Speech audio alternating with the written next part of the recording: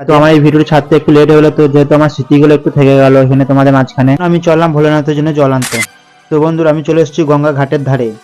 তো বন্ধুরা ভিডিও শুরু হওয়ার আগে তোমাদের কিছু কথা আমি বলে রাখি। তো আমার এই ভিডিওটি ছাড়তে অনেকটা টাইম লেগে গেল, তো তোমরা ভালো করে জানো একটা ভয়েস ওভার দিতে গেলে আর ভিডিও এডিট করতে গেলে কতক্ষণ টাইম লাগবে। তো হ্যালো বন্ধুরা, তোমরা কেমন আছো? আশা করি সবাই ভালো আছো। তো ভোলেনাথের কাছে চাবো তোমরা যেন সব। আমার বন্ধুরা এখানে বাক্স সাজিয়ে তোমাদেরকে একটু দেখাই আমি। তো আমার বন্ধুর বাক্স এখানে প্রায় কমপ্লিট হয়ে গেছে, তো এবার জল ভরে আমরা বেরোবো এখান থেকে। করবে তোমার বাঁক কোথায়, তো আমি করতে পারছি না, আমি পিঠে ব্যাগ নিয়ে হাঁটি। তো বন্ধুরা হাঁটতে হাঁটতে অনেকটা রাত হয়ে গিয়েছে, তো আমরা অনেকটা রাস্তায় গিয়েছি। তোমাদেরকে একটা কথা বলতে আমি ভুলে গেছি, তো ওই গঙ্গা ঘাট থেকে কতটা হাঁটবো আমরা, মোটামুটি প্রায় 48 কিলোমিটার আমরা ওখান থেকে হেঁটে যাবো। তো এখন সকাল হয়ে গেছে মোটামুটি, আর 8 কিলোমিটার মতন হাঁটলে আমাদের গ্রামে। তো আমাকে তোমরা দেখতে পাচ্ছ আমরা হেঁটে হেঁটে চললাম পিঠে জল নিয়ে।